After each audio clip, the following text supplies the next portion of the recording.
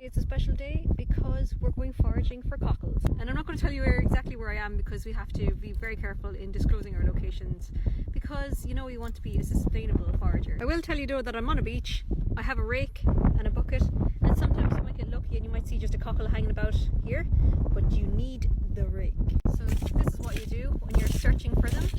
You might have to go a bit deeper, and here you can see Mom has found some lovely cockles and they're buried deep inside there. Bounty so far.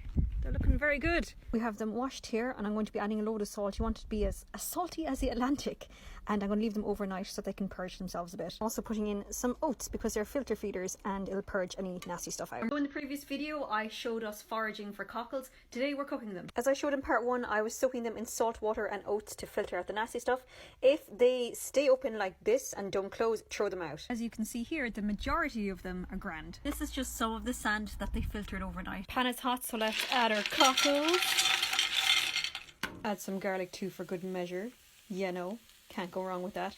Add a decent slab of butter. Cover them if you can with a lid. Don't forget to give them a stir or a shake. I just can't do it with one hand. You could also add a splash of wine if you have it, or do what I'm going to do, and I'm going to add wild garlic pesto to mine as well.